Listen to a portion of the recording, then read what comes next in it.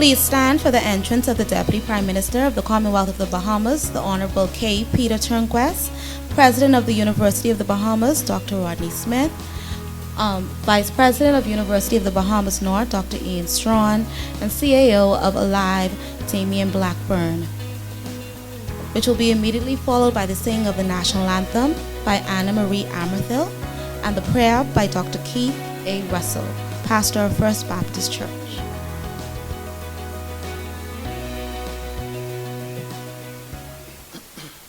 Lift up your head to the rising sun, Bahamaland. March on to glory, your bright banners waving high.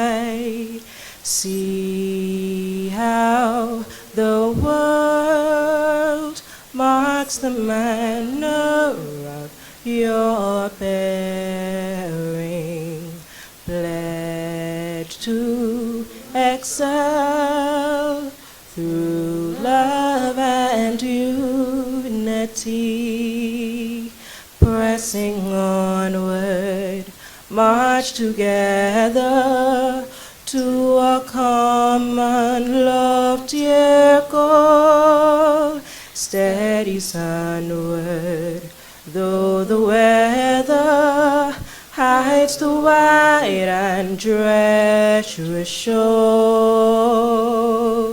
Lift up your head to the rising sun, Bahamaland, till the road you've trod leads unto your God. March on, Bahamaland.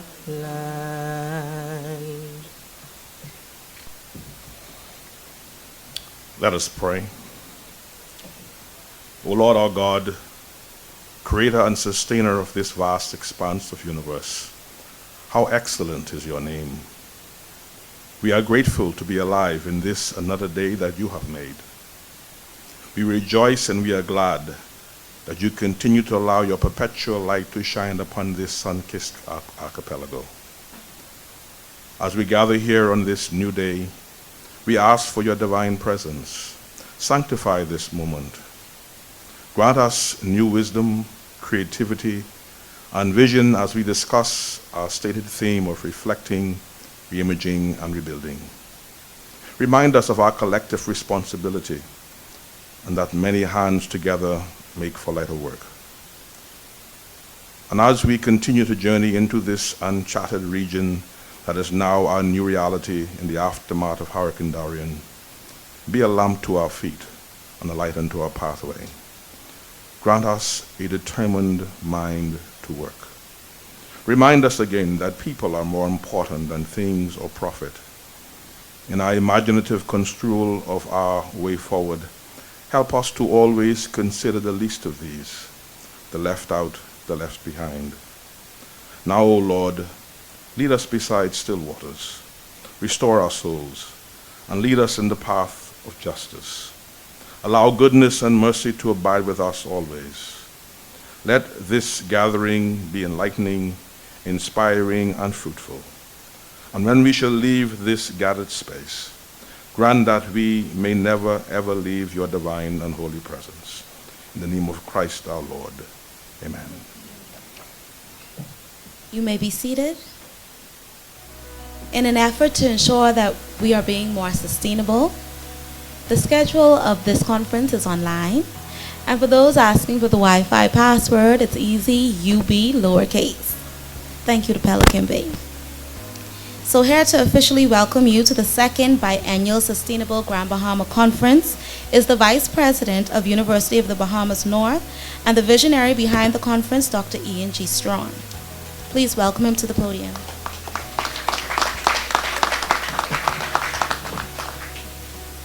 Good morning. Honorable Deputy Prime Minister K. Peter Turnquest, Mr. Damian Blackburn, CEO of Alive, Dr. Rodney Smith, President, University of the Bahamas, other high-ranking government officials, corporate leaders, fellow academicians, members of the clergy, distinguished guests, ladies and gentlemen. It is my pleasure to welcome you to the second biennial Sustainable Grand Bahama Conference. We conceived the Sustainable Grand Bahama Conference in order to position the university as the premier space for objective and informed dialogue on matters relevant to the economic, social, environmental, and cultural future of Grand Bahama, and by extension, the Northern Bahamas. Grand Bahama is unique, as many of you know, in our country because of its economic diversity. And that diversity brings with it concerns related to environmental impacts, public safety, and questions about the depth and breadth of local participation and ownership of the economy. Grand Bahama is also unique because of the governance model it employs, as there are few, if any, examples in existence of a private company like the port running a city and its suburbs. There can be no better place, therefore, to study issues of sustainable development in our country than in Grand Bahama.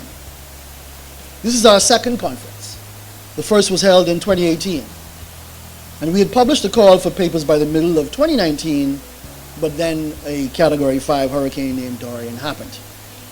And we saw the wisdom in shifting our focus from broader questions of sustainable development in order to zero in on the impact of this extraordinary hurricane. We know that UN Sustainable Goal 13 speaks to climate action, so we're not going that far afield by focusing on this history-making storm. Our big concern is to make sure that we get smarter as a people, that we prepare better, build stronger, plan and execute more effectively, and respond methodically. Our country, and Grand Bahama in particular, will face life-threatening storms of increasing intensity in the years to come. Will we be ready?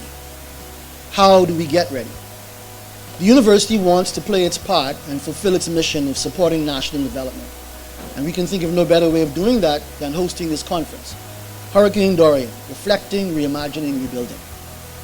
We have over 50 speakers from around the country, the region, North America, and Europe, who will be engaging in a 360-degree look at this event, its impact, and the challenges and opportunities that lie ahead.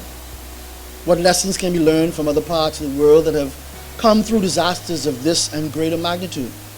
How do we measure success in the context of annual unavoidable superstorms?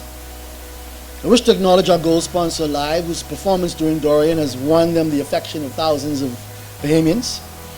I also wish to thank Grand Bahama Power, Equinor, Mical, Pelican Bay, Ministry of Grand Bahama, the Grand Bahama Port Authority, and Generali for all stepping up and helping us deliver what we believe will be a transformative experience for our community and our country. Abraham Lincoln once said, "I am a firm believer in the people. If given the truth, they can be depended upon to meet any national crisis. The great point is to bring them the real facts and bear." Just a little bit. Dorian was the worst disaster in almost 100 years in our country. But good can come out of horrible tragedy. The good will come if we learn and change, if we raise our voices against climate injustice, if we practice what we preach in terms of conservation and clean energy use, if we build more intelligently, if we equip those who must stand in harm's way with the tools they need, if we give each citizen the knowledge and skills necessary to increase their chances of survival, and if we prepare. I believe the recommendations that will emerge from these sessions will help the Bahamas be more resilient and be more proactive in the future. Adaptation is the key to our survival. I close with the words of Greta Thunberg. The climate crisis has already been solved. We already have all the facts and solutions. All we have to do is wake up and change. Once again, welcome and thank you for joining us. A new entrant mobile network operator in the Bahamas on 1st July 2016 as Chief Executive Officer. He has over 20 years working at senior level across the global telecommunication industry, having held senior management positions with Virgin Mobile, BT Group, Digicel, and Vodafone in the USA, European, and Caribbean regions. Please join me in welcoming Mr. Damian Blackburn to the podium. Thank you very much. with protocol firmly and beautifully established. I won't attempt to repeat that. I do ask for the slides to come. I'm just going to introduce the themes for the conference. So we'll just go to the next slide, please. So this is just reflecting.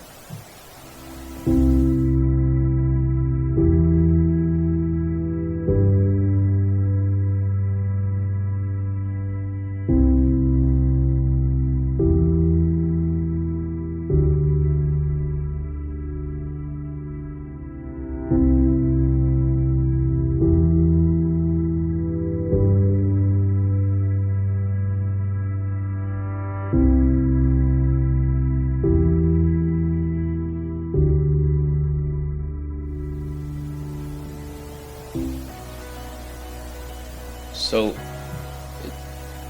thought it was important we just go back there to remind ourselves of the vast devastation we all awoke to, particularly in this island, the day after the storm passed. It was a terrible experience. I came here first and met Richard and the Alive team, and to see what you had to go through here was truly unbelievable for those of us who hadn't actually gone through it. And all we said in Alive was we pledged to stand with you and come through it before, during and after the storm, and hopefully we're living up to that pledge.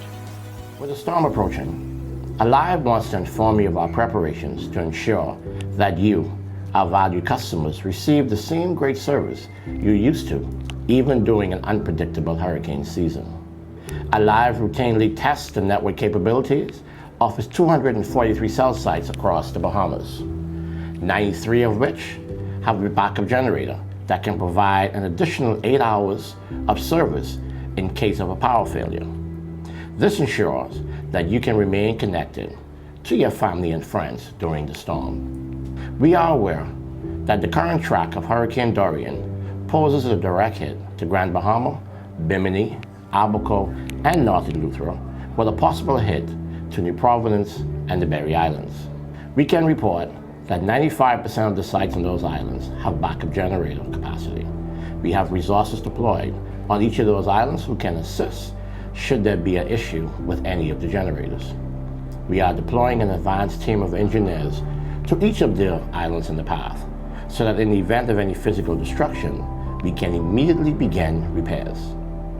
All other island and keys will be deployed from Nassau as soon as all clear is given from emergency services. In addition to network preparedness, Alive has also relocated its customer care team to New Providence. This means that we will be able to provide you with uninterrupted customer support during this time. As equipped as we may be when these unfortunate events take place, anything is possible, and we want persons to prepare effectively. Purchase the necessary items that are listed by the National Emergency Management Agency NEMA's website.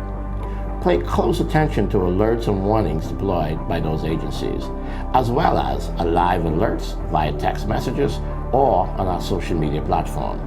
Ensure that you top up you or any of your family or friends' wallet at any Alive location vendor or through my Alive app. To increase connectivity, you may also purchase a MiFi device or power bank to ensure that all your necessary electronic devices are charged. Alive will continue to work in partnership with REV, as well as NEMA, to monitor storm systems. We will leverage the full arsenal of our combined strengths to ensure that you remain connected. We cannot predict what will happen in the coming days, but we are committed to doing our very best to help you through the next few days. We implore Bahamians at large to continue to follow precautionary procedures. As always, we will be there on the other side of the storm to provide support to the community we serve. Batten up, Bahamas, and stay connected. So that's Dwayne Davis, who's here today. He's the Chief Information Officer of Alive, and he's responsible when these unfortunate things happen for our preparedness plan and leading us through the disaster recovery efforts. And I'm sure you can all agree Dwayne did an amazing job doing that. So really the purpose of playing that video was to show you the Alive preparation that goes in to something like Hurricane Dorian. As Dwayne said, You can't predict exactly what's going to happen, but it's very important to plan. As a result, this was the network coverage immediately after Dorian. A lot of you know here, the network managed to work in Freeport throughout the entire storm. I was speaking to Richard regularly, which is amazing. Why did that happen? Because when we designed and planned the network, we made certain decisions. Some of them were very costly. We also were born in a hurricane. 5 days after we switched the network on, the Alive network, which was then Newco's network, you'll recall, we were hit by Hurricane Matthew. For example, one of the lessons we learned in Freeport, we needed to bury more fibre to connect the sites. That's why the sites stayed connected in Freeport. After Matthew, we made the right decision. Cable Bahamas buried more fibre. We built the towers at the beginning to withstand Category 5 hurricanes. We didn't have to, we weren't mandated to. Not just that, on the concrete that those towers are sat on, the engineering team didn't let me do it in a rush or do it fast. They did the opposite. They dug the holes twice as big. They made sure it could withstand pressure. So what happened on our recovery? 9 days after Dorian, we got Abaco back completely. We lost Abaco at one point for 24 hours, and we got Abaco back. And 23 days after, we had everywhere, including the east end of Grand Bahama, back on. How did it happen? These are the things just to take away from our reflection phase. Planning and design. Build it right at the beginning. I can't stress enough. Plan to build it right. And we're going to come on to that as the conference progresses, I'm sure. Power is a crucial issue. Planning resilient power in everything you do, and now renewable power is the next topic, is crucial. We have backup generators and batteries, as you heard Dwayne say, on every site in the Bahamas now. Resilience in resilience in terms of the communication links. So not just do we put fibre, sometimes we bury it. Where we can't, we put microwave dishes up, which are wireless way of communicating, so the sites can talk to one another. This little boy here, Richard and I found this, and I thought this was a beautiful slide for reimagining, segueing into the next part of the conference themes. We found this little boy in McLeanstown on our second or third visit up there. He'd just got off the ferry, the first ferry to come across from Abaco. It was about 3 weeks after, and there he is. He's reimagining what life's going to be like after Hurricane Dorian, and that's what we're here to do in this conference. So imagine an island welcoming millions of people a year from every region of the world to start their trip of a lifetime, to stay in state-of-the-art hotels and be whisked through a world-class airport, to experience friendly Bahamian hospitality and culture at its finest. Imagine an island providing a beautiful home for innovation and education, an island bustling with the entrepreneurs and small businesses working in environmentally friendly and technologically advanced ways. Imagine a smart technology-led island blessed with climate-resilient buildings and infrastructure using renewable energy and sustainable materials and processes. That's my reimagining, and Alive's reimagining, I suppose, for the islands of Grand Bahama and Abaco. I hope that gets you thinking, and I'm sure there's going to be lots of conversation and some great ideas coming out of the conference. Next, rebuilding. Here are our guys rebuilding with temporary towers initially. So the initial cleanup phase, this was part of our cleanup, having to put temporary towers out rather than permanent ones, will come to an end soon. Believe it or not. I know it doesn't feel like that all the time, but it will. Here in Alive, we're starting our own long-term rebuild in Grand Bahama and Abaco. We're replacing these temporary towers and rolling out fibre. We're burying it where we can, or we're following the massive pole planting exercise that the power companies are leading. Our story in Alive mirrors the communities who are rebuilding stronger, more resilient businesses, buildings and infrastructure. As a great man once said, now this is not the end. It is not even the beginning of the end. but it is perhaps the end of the beginning. So I hope you have some great conversations about how to rebuild. Lastly, I'd like to just say a few thanks on behalf of Alive.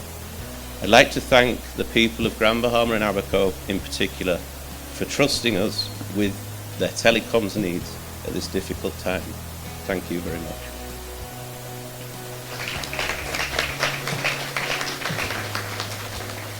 Sorry, I get a bit emotional sometimes. I'd like to thank the University of Bahamas for providing us the opportunity to be here and being our long-term strategic partners before, a long time before, during, and long after Hurricane Dorian fades from our memory. I'd like to thank Grand Bahama Power and BPL, who have worked tirelessly to bring electricity back, not just to our sites, but to people's homes. The unsung heroes on the front line, when you go out, seeing them planting the poles and pulling the power lines back is something to behold. And lastly, I turn to my Alive family, especially in Grand Bahama and Abaco. You showed incredible resilience, courage, fortitude, and stamina, not only to survive such a terrible event, but to get off your knees the next day and serve and support devastated communities around you. Thank you very much. Thank you, Mr. Blackburn, for those touching words, and thank you for your support of our conference. I would like to welcome to the stage to bring remarks a man with over 20 years of experience in higher education, who led the transition of this institution from college to university, and continues to exemplify his commitment to the growth and development of the institution. Dr. Rodney D. Smith, President and Chief Executive Officer of University of the Bahamas, to bring remarks. I would like to begin my brief remarks by recognizing the amazing faculty, students, and staff of UB North under the compassionate leadership of Vice President Strawn. If ever there were an example of adaptation and resilience, truly this family of educators deserved to be recognized. Within less than 1 month after Hurricane Dorian, UB North was relocated to 2 new and innovative settings, and classes resumed. Because of the university's resiliency in having all data management systems totally modernized and in the cloud, all business and academic record functions remained accessible. Students who were scheduled to graduate in May 2020 will graduate in May 2020.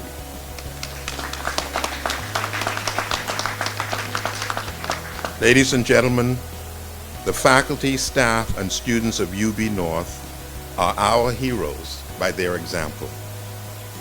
Today, we gather to kick off the 2nd Sustainable Grand Bahama Conference. From its inception, it was aimed to challenge and enhance our thinking based on methodological research and provide alternatives and recommendations that will assist in finding solutions toward the continued sustainable socioeconomic growth and development of Grand Bahama and the Northern Bahamas, and subsequently the entire country. The genesis for the idea of having such a conference came about 4 years ago on the veranda of Sarah St. George's home, along with Mrs. Davinia Grant, VP at UB at the time. We discussed the importance of bringing together the academic, business, government, and the Port Authority for the purpose of bridging the gaps that existed between these sectors. We discussed the importance that we all had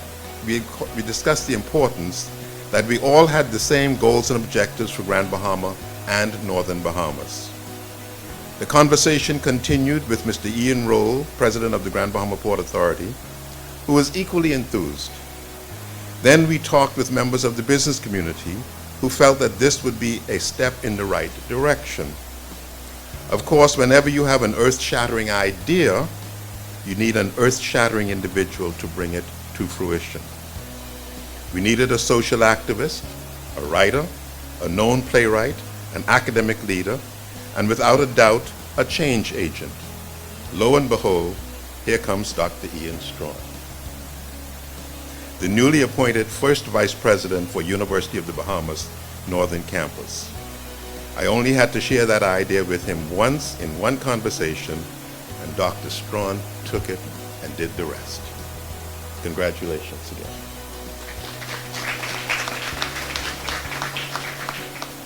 In his diligence, he has steered and taken the lead to bring that idea into reality. It is anticipated that these conferences will help to move the Bahamas to the next level. Dr. Strawn's leadership traits and passion for UB North has been extraordinary. It is true that Hurricane Dorian has sparked global interest in these sustainable conferences.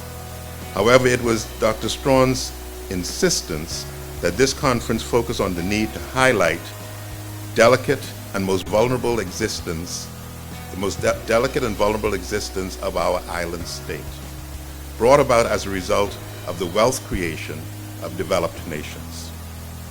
It is my hope that the information and strategies that you will receive from this conference can be implemented across agencies and organizations alike. As you know, this conference themed Hurricane Dorian, reflecting, reimagining, rebuilding, will provide a timely exchange of ideas from speakers within the field and those that have conducted research on the topic, particularly our professors of University of the Bahamas. The presentations will cover an array of topics, like the results from the 2017 survey on the perception Bahamian residents have relating to climate change and how they have been impacted by Hurricane Dorian. Ms. Sonia Brown will be making the case for overhauling the construction industry, challenging legislators to improve building methods, to rethink the use of land dwellings, and to ensure that the requirements for inspections and licensing of tradespersons are enhanced. Professor Bridget Hogue will present findings of climate change researchers predicting that future storms will continue to strengthen and will likely be extremely destructive. Dr. Michelle Bettine will talk about the need to heal after natural disasters. And among the many other topics, Dr. Crystal DeGregory, a research fellow in Murfreesboro, Tennessee, will discuss social media's role in response, recovery, and reckoning during and after Hurricane Dorian. Ladies and gentlemen, I had the privilege of reviewing the abstracts for all presentations. I think it would be fair to say that over the next few days, you will be exposed and engaged in the most focused, the most comprehensive, and the most intensive discussions around climate change effects on the face of the earth. Thank you for being part of the solution and not the cause. It is now my extreme delight to introduce someone I call a friend and a brother in building our Bahamas. Someone I have come to appreciate and admire ever since my return to the Bahamas in 2014, when he sat on the other side of the house. The Honorable K. Peter Turnquest earned his Bachelor of Business Administration degree from Prairie View A&M University and his Master's of Business Administration degree from Nova Southeastern University.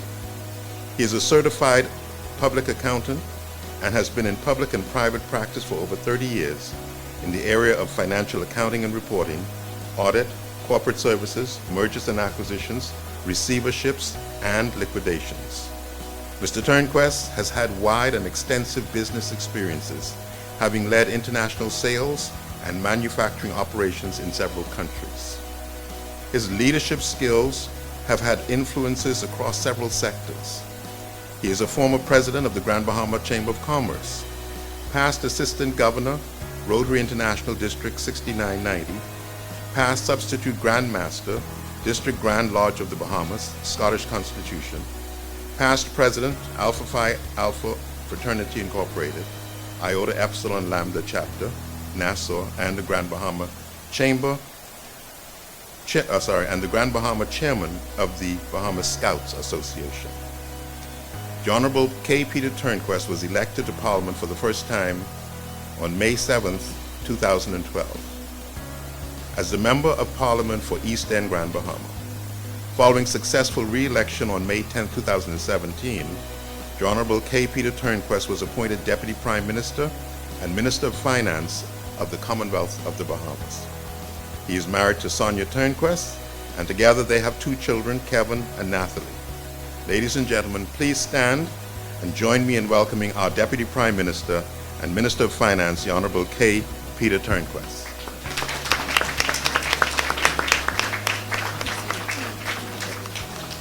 Thank you.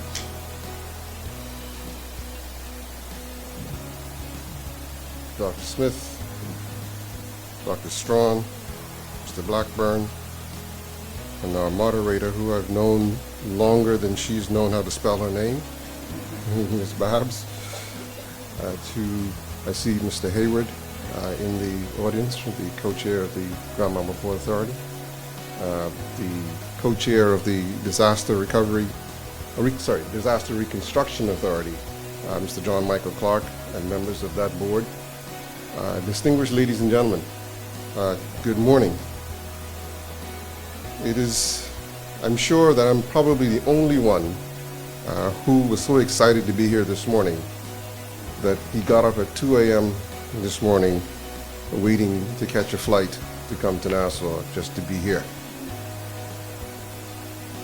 That is the level of excitement that I feel about this conference today, as I did a year ago when I had the opportunity to participate in the first conference. This is an innovative, and indeed, it is in keeping with the university's goal to expand knowledge and to provoke stimulating discussions on the future of our country and our various roles in it, and how we can advance knowledge in areas of interest, particularly to small island states. As while we are unique, we are not alone in the challenges that we face. And so I am very, very happy to be here, to be able to say just a few words, and to hopefully encourage the lively discussions that will lead to new discoveries and to international acclaim. And so again, I want to congratulate you, Dr. Strong, and your team for again having the resilience yourselves after what you would have suffered at UB and in your personal lives to come back and to put on this conference. I think that is truly a testament to your strength and your courage and your character. And so I congratulate you.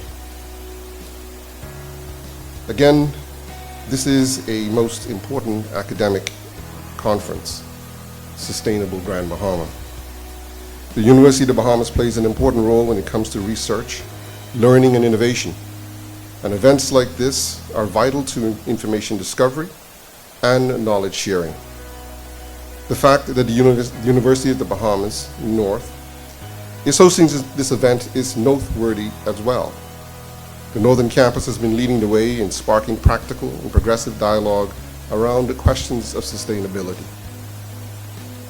When I spoke last year, I mentioned that our country is the strongest when we all share a common vision and participate as individuals, communities, and institutions in advancing our shared goals. Disaster relief is a broad and somewhat all-encompassing topic, as you can see from the range of presentations over the next few days, and that means that dialogue towards building a shared vision and common understanding about the way forward for the Bahamas is most important. Over the next few days, some of the best intellectual know-how and insight will be shared by local experts and a network of international partners, and I have no doubt that the fruitful exchange will help the Bahamas to better respond to and exercise leadership during this ongoing global climate crisis. The Bahamas is no stranger to surviving natural disasters.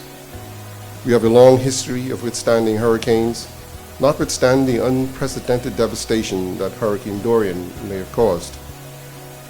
And why is that significant? That means that we have a lot of insight to share, as well as lots of new learning still to do.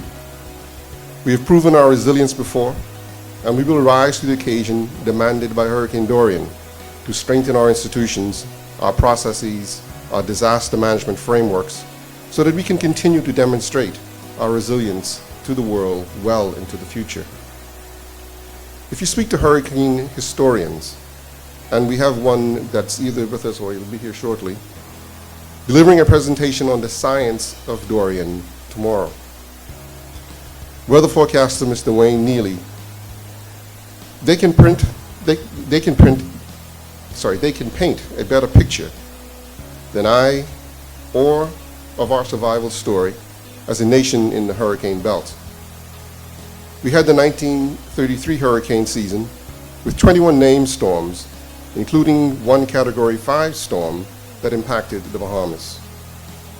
That was a year following the Great Abaco Hurricane of 1932 that struck the Bahamas at peak intensity, completely devastating Abaco Island once before. The Great Bahamas Hurricane of 1929 devastated the northwestern Bahamas and stayed over Nassau and Andros for 3 consecutive days, moving at 2 miles an hour, similar to Hurricane Dorian, which took its rest over Grand Bahama. These hurricanes were recorded almost 100 years ago, just to show you that we are no strangers to the notion of resilience. We are no novices when it comes to questions of sustainability.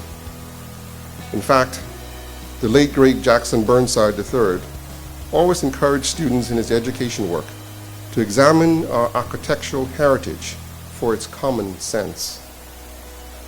One of his posthumous biographies described his, I quote, his belief in the importance of understanding appropriateness of material, climatic conditions, natural light, structure, and client requirements in developing designs that would fit in with their natural environments, close quote.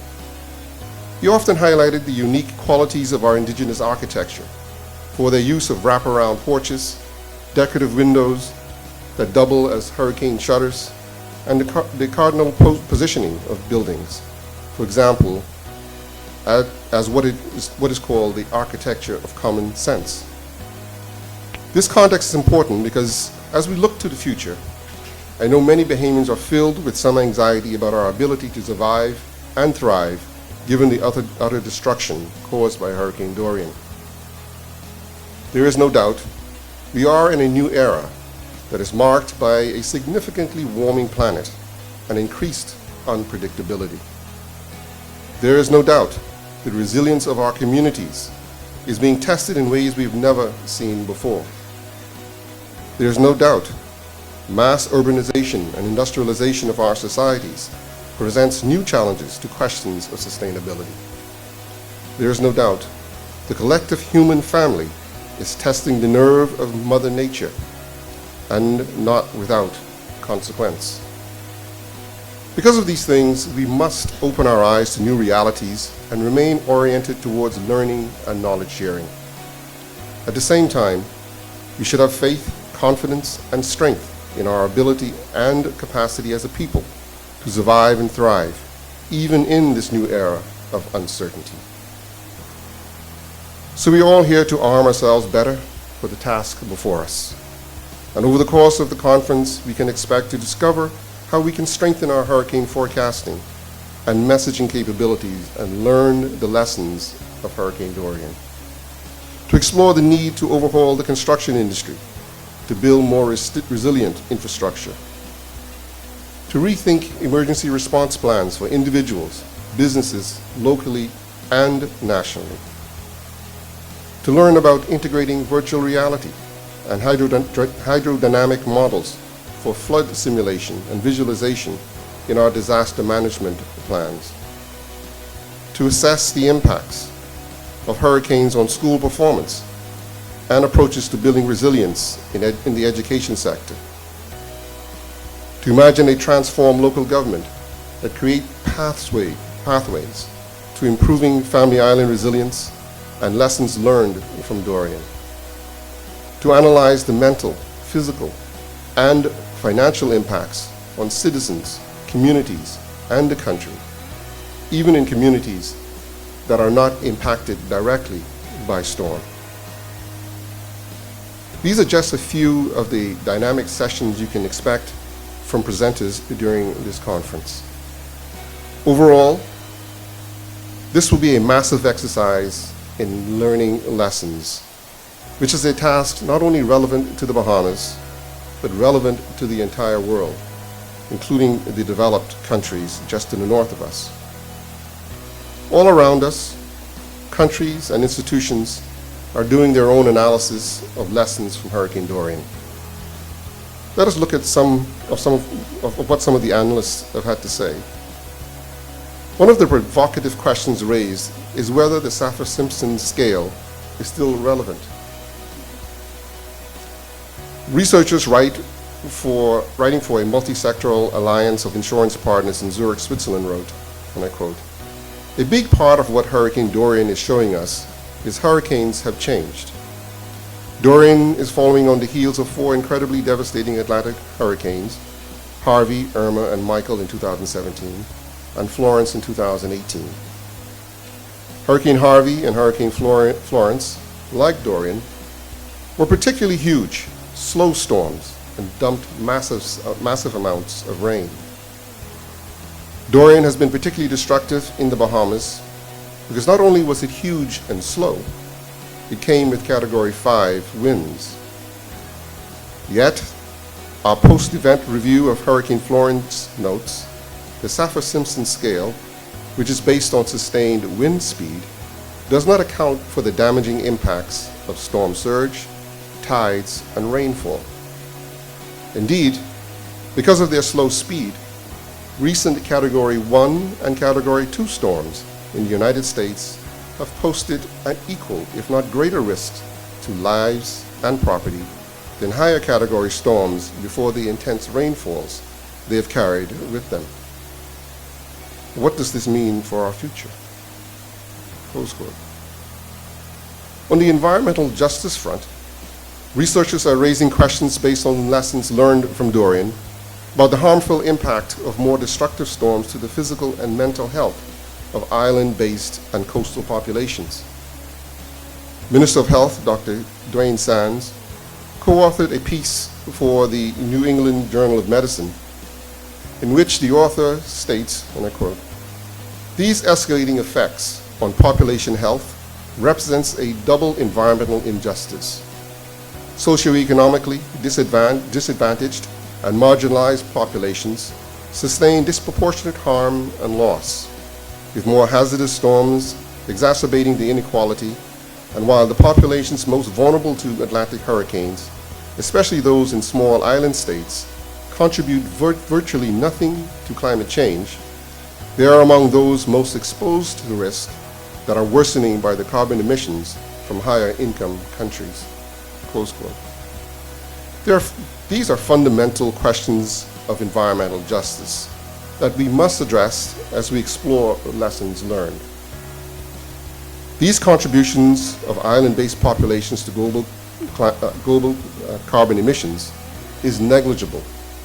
Collectively, the Caribbean's 44 million residents generate just 0.4% of total global emissions, and the Bahamas' share is well below 0.01%.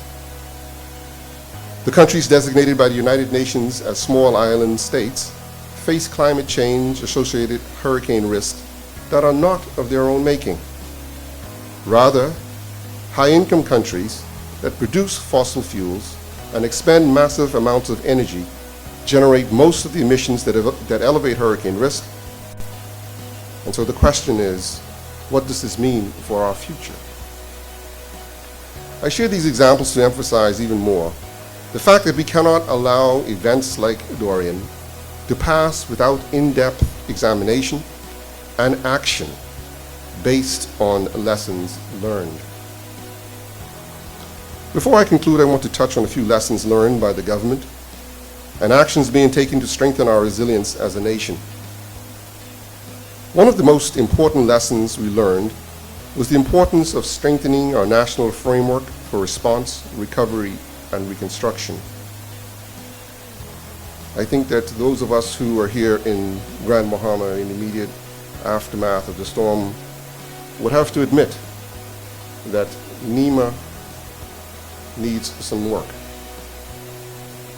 The historic scope of Dorian destruction required us to acknowledge that we need new state structures to serve more effectively.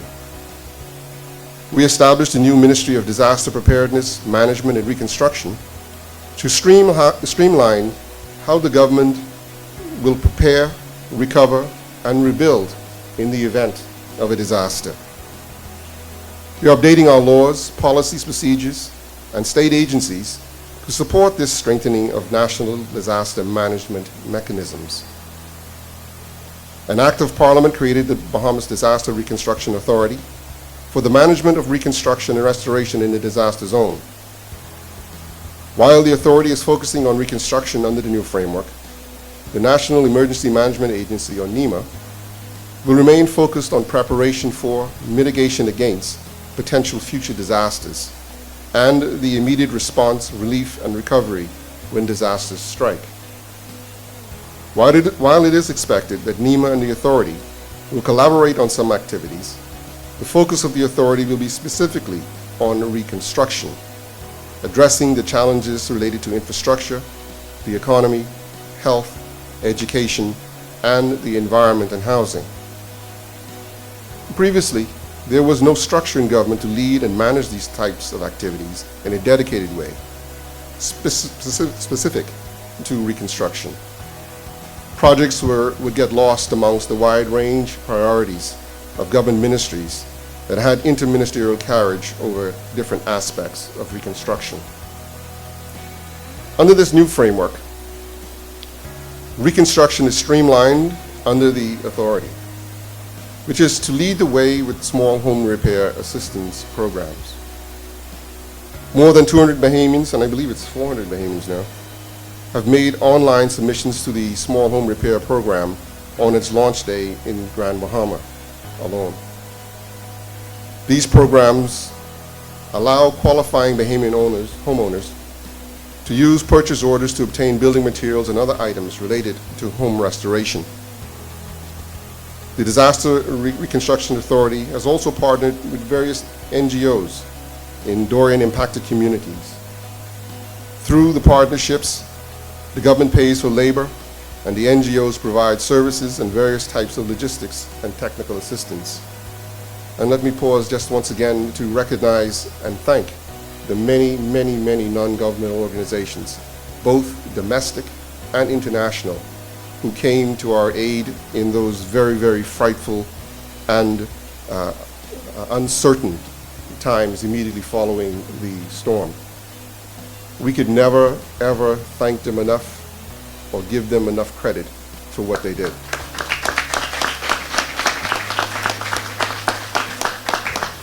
And as a good Rotarian, I have to point out the Rotary Clubs of Grand Bahama,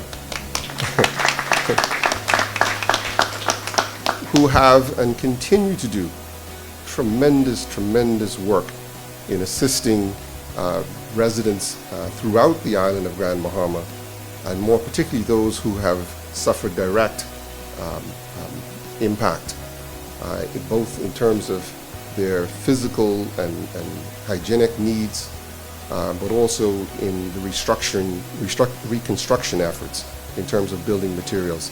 And so again, I want to thank them and acknowledge them again for the tremendous amount of work that they're doing, as well as I say, other agencies and entities who have stepped up to the plate to help us out during this most uncertain time, when even the government was trying to get its feet under it and determine and to assess the magnitude of what it is that we had to deal with. As an administration, we also see where the insurance industry is a ripe area for lessons learned. Flexible insurance policies that allow for tailored coverage are essential for meeting country-specific needs in the region. The Bahamas had the benefit of a $12.8 million payout from the Caribbean Catastrophic Risk Insurance Facility, or CRIF. I am proud to say that the administration pioneered the restructuring of this policy, which allowed us to actually receive a benefit in our time of need. Although catastrophic risk insurance is an important component of our national disaster risk management framework, insuring with CRIF has unfortunately become politically charged. Not everyone was convinced the insurance scheme was meeting our needs as an archipelagic nation.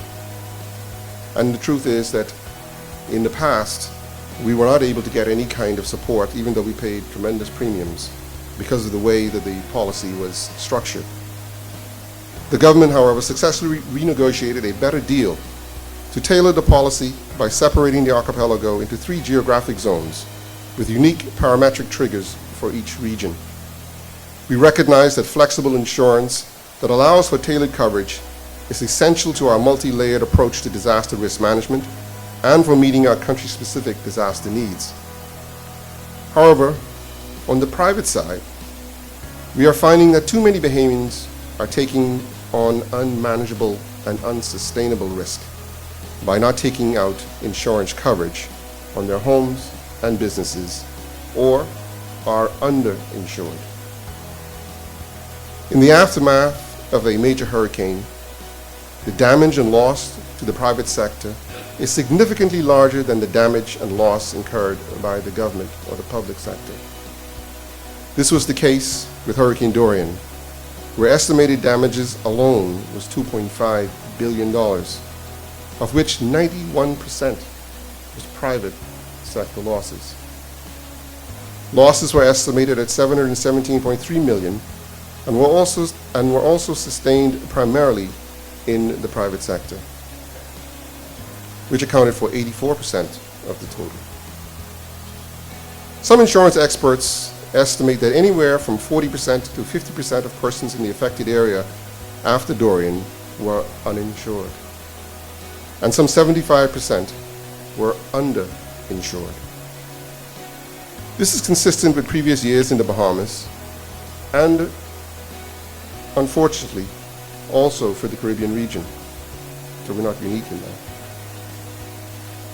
From the Wall Street Journal, I quote, "The Caribbean suffers $32 billion in economic loss from a slew of large hurricanes in 2017, but only $5 billion, or 16%, was insured, according to ratings firm AM Best.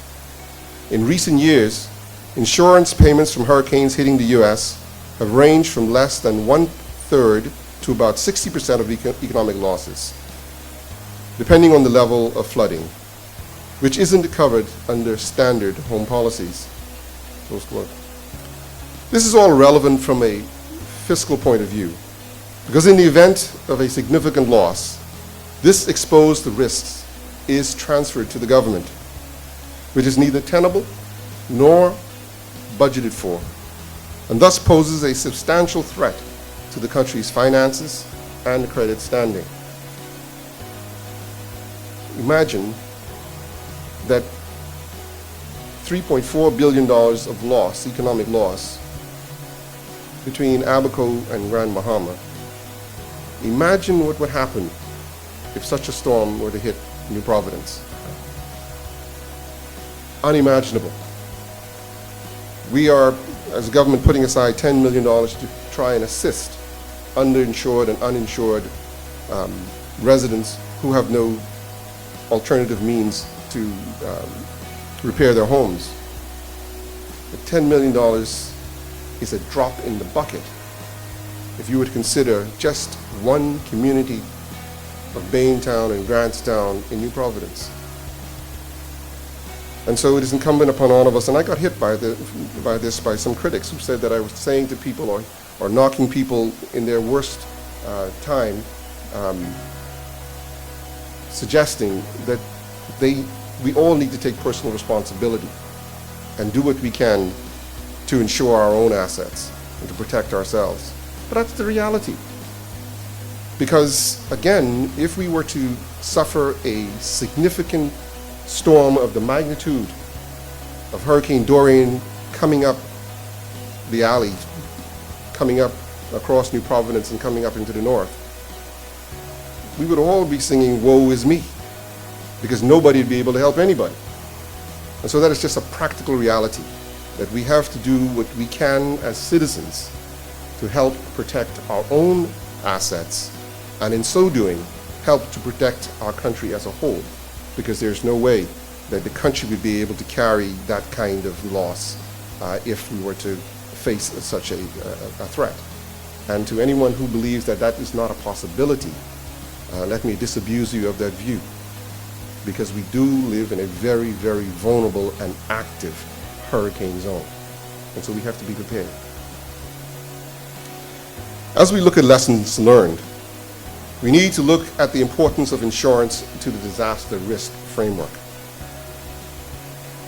As you know, the cost to finance the Hurricane Dorian recovery is quite significant and has required the government to borrow money. Based on the lessons learned, one of the ways we are investing these borrowed funds is on strategic investments that will benefit us now and well into the future. The government has committed $100 million in IDB loan financing so far to firmly establish renewable energy initiatives in the Family Island over 3 years via the Family Island Solarization Project. This investment will facilitate the development of utility scale and rooftop solar facilities and help the country to leapfrog the goals set by the Prime Minister's office for the country to produce 4.5% of its total energy mix for renewable sources by 2021. In Abaco and Grand Bahama, where the electrical grid was significantly damaged, not only are we rebuilding, but we are building back better with more resilient infrastructure. I think they call them class 1 poles versus class 2 poles, which has worked well in here in Grand Bahama, where the power company, after following the last storm, installed the thicker poles. They were able to withstand the hurricane much better. And so we are investing in that infrastructure, even as we know the real way it should be done is to put it underground. But I understand it's at least 30% more costly to put it underground than it is to put it overhead with these thicker poles. And so for now, with the resources that we have, that's the route that we're taking. We are demonstrating our capacity with this in Ragged Island. And despite the misconception that nothing is happening, the Ragged Island Solar Field project is well underway. In July 2019, the engineering, procurement, and construction contract for Ragged Island's Solar Field project tender was awarded to Tug League Energy Company and its construction partner, Salt Energy. The selected design was focused on providing the island with over 90% renewable energy, achieving a significant reduction in the island's diesel consumption. Additionally, War Construction, whom we are all familiar with, was subcontracted to work on the solar project. Since the project was mobilized in November 2019, the first solar panels for the Ragged Island microgrid was planted in the ground. In December, the solar field site was prepared, including the clearing of interconnected line access roadways. As of January 2020, 40% of the solar panels were installed for the new microgrid, and Bahamas Power and Light has already moved forward with construction of its solar and battery storage solutions. In other words, the solar farm is rapidly taking shape, which means Ragged Island is still on track to become the first green island in the Bahamas. The last thing I will touch on is the importance of boosting economic activity to support hurricane recovery and the lessons we've learned from Dorian. The government unveiled an unprecedented package of tax incentives and concessions as a key part of the establishment of the Special Economic Recovery Zone in the aftermath of Dorian. This zone program represents a pioneering approach to providing direct support and assistance to Bahamians in a way that has never been contemplated before in the history of the country. We also tailor-made a suite of small business development programs specifically for businesses damaged in the disaster zone and provided $10 million to the Small Business Development Center to ensure they get back on their feet quickly and with support. Lastly, we continue to bolster the inflow of foreign direct investments, supporting the Ministry of Tourism's marketing strategy that reminded the world that notwithstanding the impacts of Dorian, the Bahamas was and still is open for business. Just this week, the government signed the heads of agreement for the sale of the Grand Bahama Resort and Casino, a development that Grand Bahamians have long been awaiting. As the Prime Minister said, that $300 million investment by Royal Caribbean and the ITM Group represents the beginning of a new day and will go a long way to revitalizing the island's economy.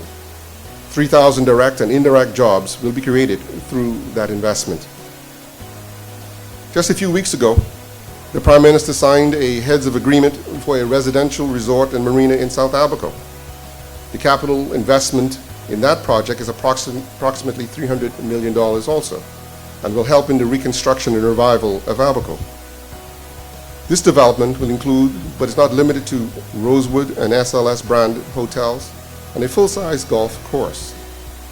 It is expected to employ approximately 600 people during the construction phase and thereafter. The project is also triggering the expansion of the Sandyport Airport.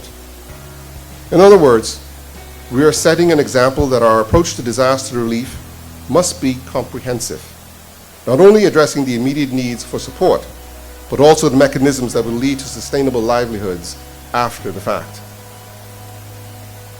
As we open this sustainable Grand Bahama Conference, I hope I've made the point that we have a solid foundation to build on as a nation when it comes to questions of resilience. That it is imperative for us to be open to new learning and knowledge sharing, given the new realities we face. And that as a country, we have to act on the lessons we've learned so that we can continue to build a sustainable future for ourselves, our families, and our communities. The current climate crisis and the associated catastrophic risk of natural disasters presents a real threat to the Bahamas, with impacts that are uniquely felt by small island developing nations. With each passing storm, whether it's on the doorstep of Dominica, the British Virgin Islands, or the islands of the Bahamas, more and more of our vulnerabilities are being exposed. Not only in terms of our economic resilience and national response, but also at the individual level for families wondering about their physical safety and their economic security, should they be in the path of the next storm.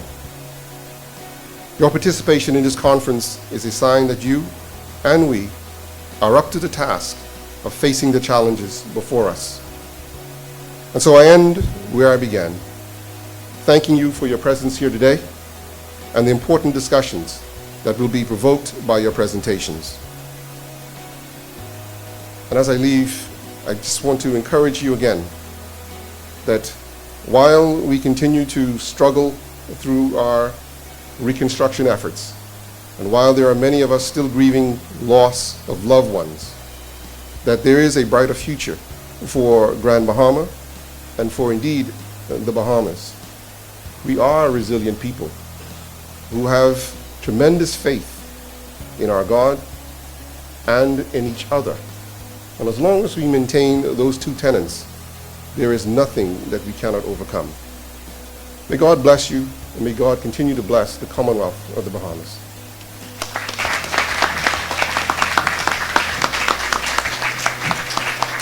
As we close this opening ceremony, we want to thank everyone in attendance. And like everyone at the podium has mentioned, this is an important conference for University of the Bahamas North and for, by extension, Bahamas, the region, and the world. Announcements, as we know, the coronavirus is very prevalent in our minds, so we want a few announcements. We do have a nurses station out front, so if anyone is feeling ill or may need some attending to, you can see our nurses station. We ask that all conference attendees take caution when shaking your hands as well. We ask that you cough into your elbows and wash your hands for at least 20 seconds, or like they say, the happy birthday song. We have hand sanitizers available in every meeting space. And again, the Wi-Fi code is UB. We will now prepare as the podium guests prepare to leave and take their group photo. We prepare for the first panel of our conference, which is Hurricane Dorian, the regional context. We ask our moderator, Dr. Danny Davis, to prepare to come up. Thank you very much for attending the opening ceremony this morning.